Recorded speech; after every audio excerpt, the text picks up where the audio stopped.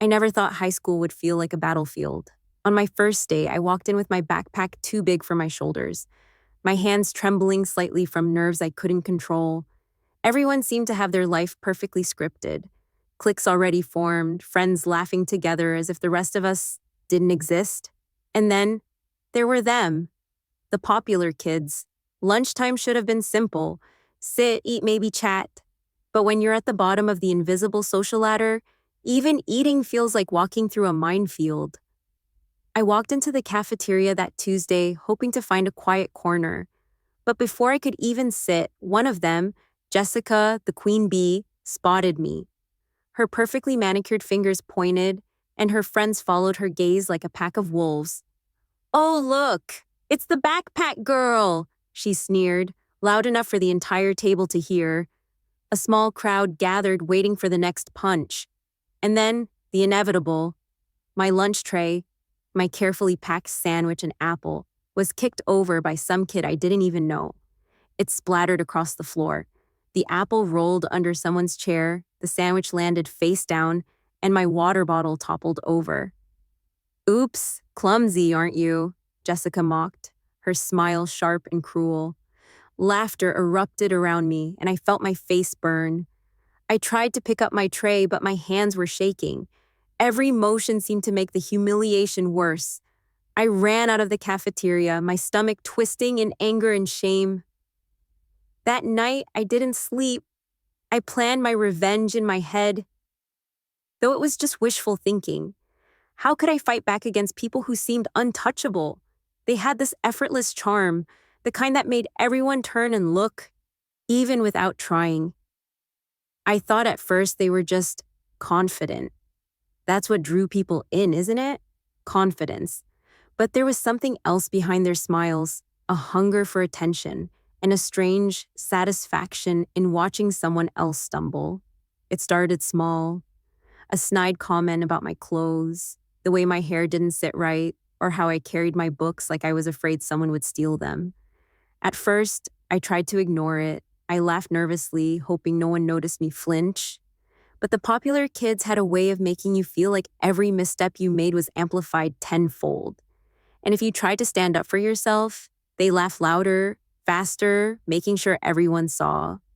By the end of the first week, I realized that my life had changed. Suddenly, I was the target, the invisible enemy they could casually humiliate for their amusement. And the worst part?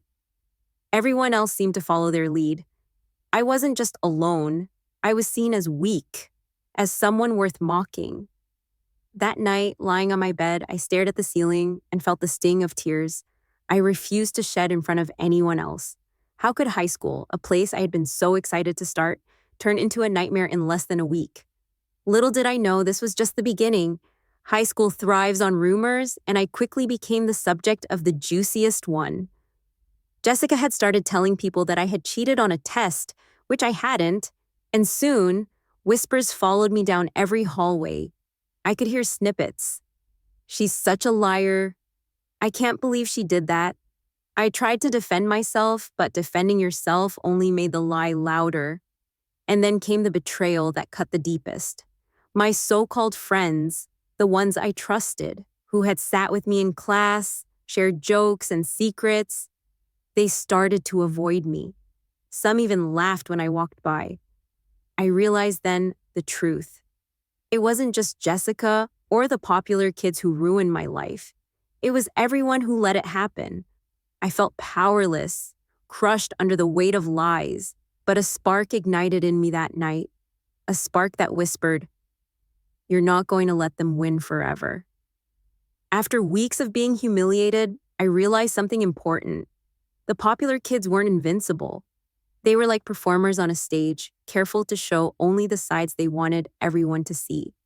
And every performer has secrets. So, I began observing. Every gesture, every whispered conversation, every glance held meaning. I noted the way Jessica always left her locker unlocked when she thought no one was around.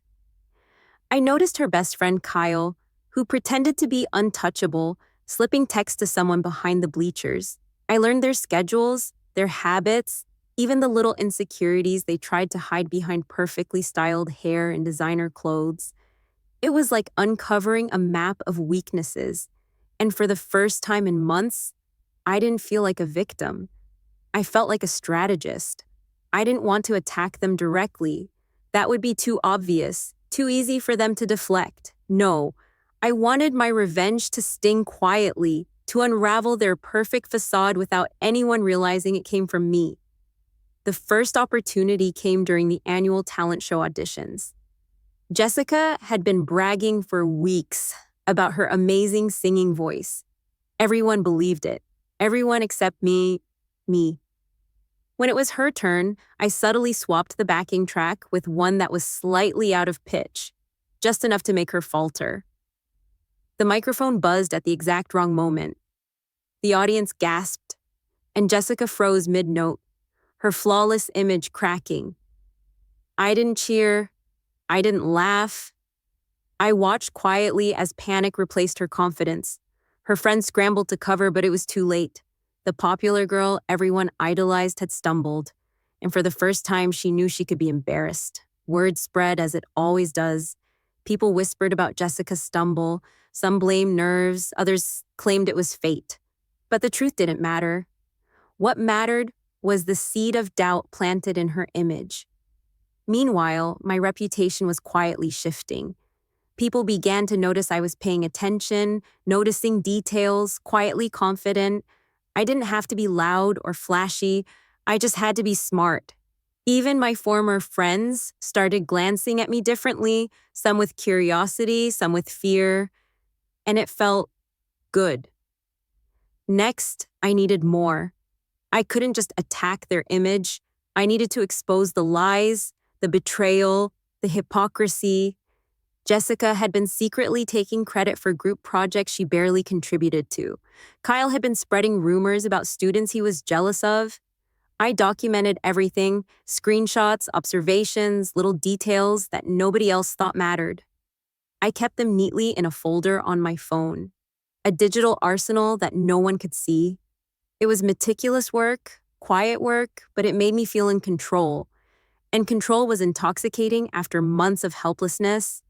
I started small, dropping subtle hints, a whispered comment to a teacher about someone taking credit for another's work, a careful accidental text sent to the wrong group chat.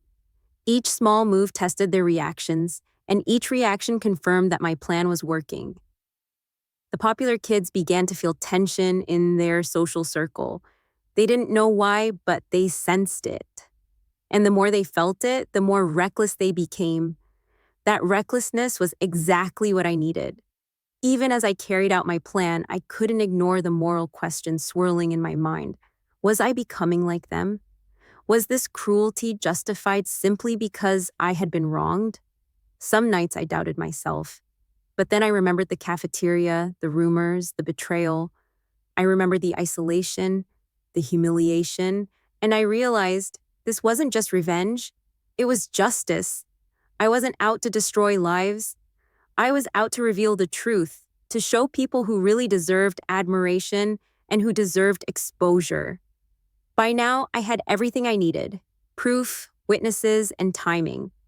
I knew that revenge wasn't about anger. It was about precision. One wrong move and everything could backfire. The school's big charity event was the perfect stage. The popular kids loved to flaunt their image here, dressed to impress, smiling for the cameras, soaking in the admiration.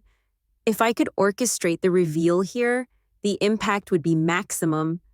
I spent days subtly planting clues, ensuring that everything would converge on that night.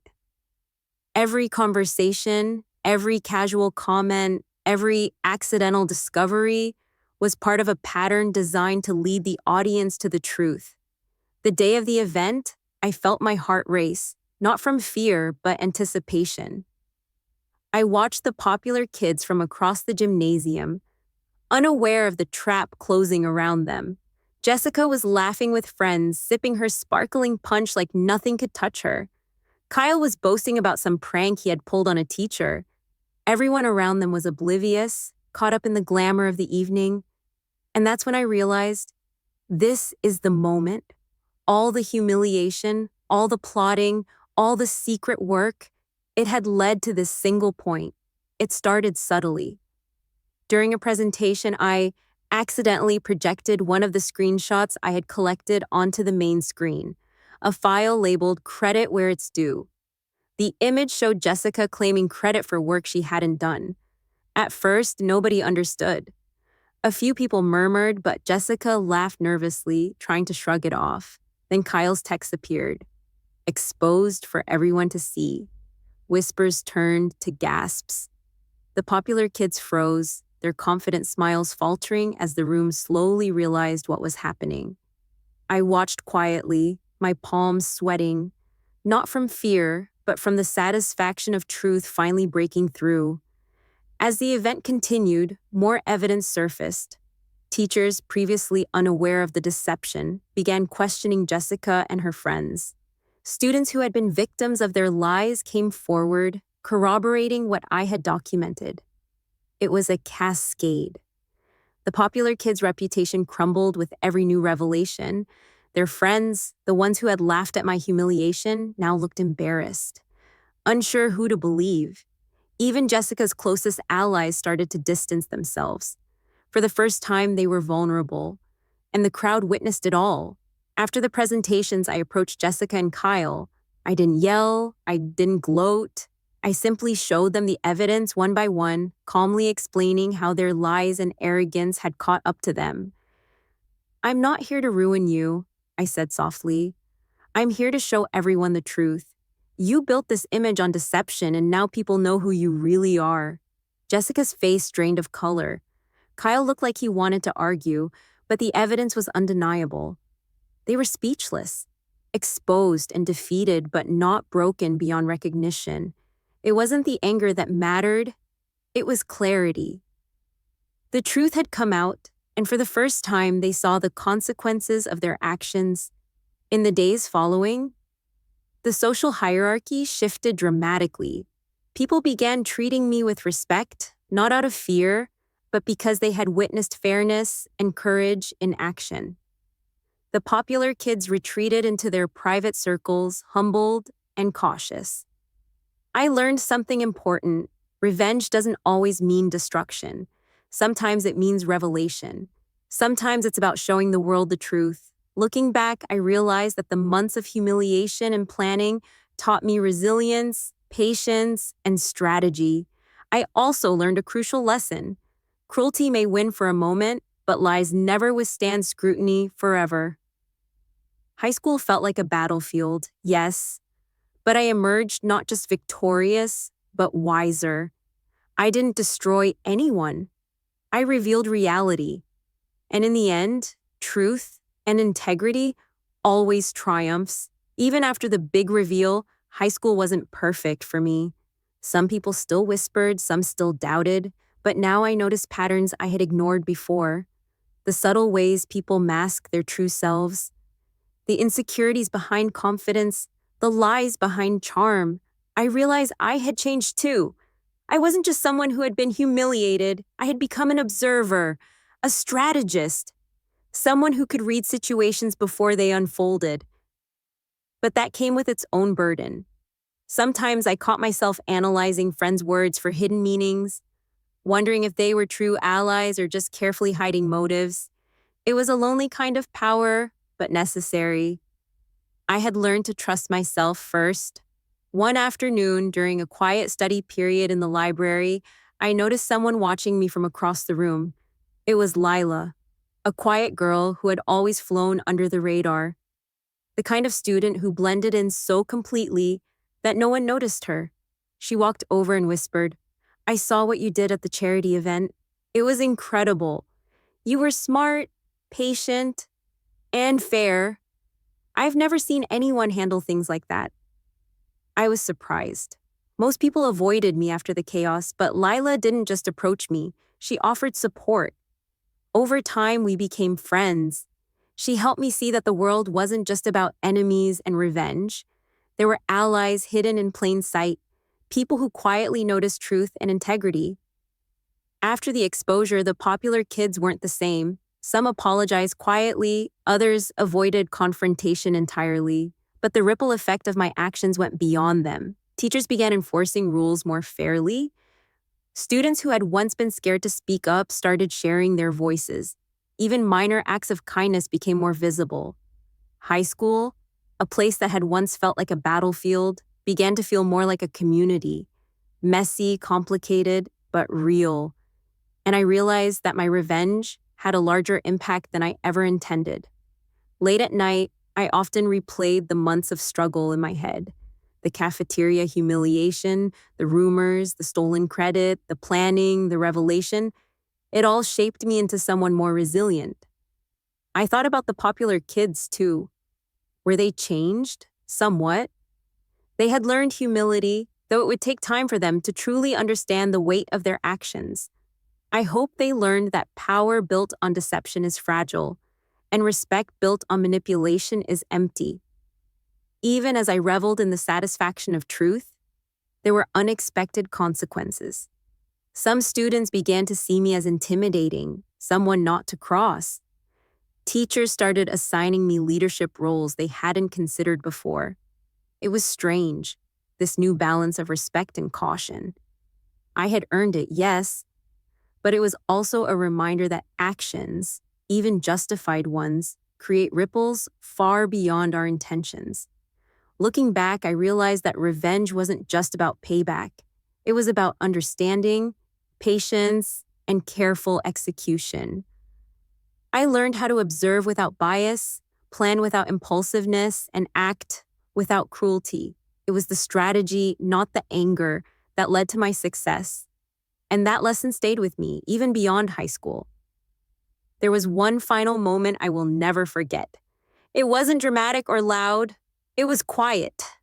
During a class project weeks later, Jessica and Kyle approached me, their faces wary, careful. We didn't realize. Jessica began, her voice tentative. You didn't, I said simply. And that's the point. No shouting, no tears, no triumphalism, just clarity. The truth had spoken louder than any words I could shout, and it left an impression far stronger than any battle could. By the end of the year, I felt a strange mix of relief and accomplishment. High school had tested me in ways I never expected. It had pushed me to my limits, forced me to grow, and ultimately taught me lessons about integrity, patience, and courage. I wasn't just a survivor, I was someone who had reclaimed their power with intelligence and care, and in that, I found not just satisfaction, but peace. The moral of my story is simple. Cruelty may thrive for a moment, but lies cannot withstand scrutiny forever. Those who seek to dominate through deception will eventually face truth. And for those who are wronged, patience, strategy, and clarity will always be stronger than anger alone. High school may feel like a battlefield, but the real victory comes from growth, integrity, and the quiet satisfaction of knowing the truth has been revealed. I never imagined the moment would feel so surreal. The popular kids, once untouchable, now walked the hallways with a careful silence. Their laughter had dimmed, replaced by the cautious glances of someone realizing they weren't invincible. And me? I felt a strange mix of relief and anticipation. Relief that the truth had been revealed, anticipation for the peace I'd earned. But as I watched them navigate the subtle social fallout, I realized this was just the beginning of understanding consequences. The cafeteria, once my worst nightmare, became a stage of quiet reflection. I walked through, backpack snug on my shoulders, eyes scanning the room. The whispers I used to hear, mocking, cruel, were replaced by cautious acknowledgement. A few students even smiled as I passed, small gestures of recognition that I had earned not by popularity, but by patience and clarity. I sat down in my old corner, remembering the sandwich on the floor, the water spilled, the embarrassment. The memory stung, but it no longer controlled me. Lila sat across from me, her notebook open, quietly doodling. You've changed everything, she said, eyes bright. Not just for you, for everyone. I smiled, realizing the truth of her words. Sometimes the people who notice you quietly, the ones who don't demand attention, are the ones who matter most. Friendship, like justice, doesn't need a spotlight. It only needs honesty. At home, I replayed the months in my mind. The plan, the observation, the small victories, and the climactic reveal, it had all been meticulous. And yet, the real lesson wasn't strategy or revenge, it was resilience. High school had tested me in ways I never anticipated. I had been humiliated, betrayed, and isolated, but I had endured. I had learned patience, careful observation, and the subtle power of truth. And that knowledge, that was mine forever. I also saw the human side of the popular kids. Jessica, Kyle, even the followers. They weren't evil. They were insecure, immature, and desperate to belong. My revenge didn't destroy them. It revealed the cracks in their armor, giving them a chance to grow. I realized cruelty may dominate for a moment, but honesty, patience, and courage outlast it. I didn't just win against them, I learned from them, and that lesson was priceless. Weeks later, during another school event, Jessica approached me quietly. No smirks, no bravado, just tentative acknowledgement. I get it now, she whispered. I nodded. Truth always has a way of showing itself. You just have to recognize it. No yelling, no drama, just understanding. The popular kids had learned their lesson not because I humiliated them, but because the truth is louder than any performance. By the end of the school year, the social climate had shifted. Students were kinder, more mindful, teachers enforced rules fairly, and I had grown into someone who didn't need to fight every battle to prove worth. Revenge had given me clarity, but growth gave me freedom. I realized I could face the world without fear, without bitterness. I had reclaimed my life, but more importantly, I had reclaimed myself. High school is a battlefield, yes, but the real victories aren't measured by popularity, applause, or fear. They're measured by patience, integrity, and the courage to stand for truth. I walked through the hallways one last time before summer break. Backpack light, head held high. The popular kids had learned their lesson. The whispers no longer held power over me. And I knew this, the strength I gained wouldn't leave me here. It would stay with me forever.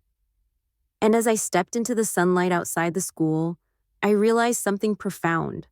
Sometimes the greatest revenge isn't cruelty. It's living well, growing strong, and letting the truth speak for itself. The story of high school humiliation, betrayal, and subtle revenge comes down to one timeless lesson. Lies and cruelty can dominate for a moment, but truth and patience endure. Revenge doesn't have to destroy, it can illuminate. Growth, integrity, and courage are stronger than anger or fear. High school might feel like a battlefield, but the real victory is emerging wiser, stronger, and unshaken by the actions of others. And in the end, that is a story worth telling.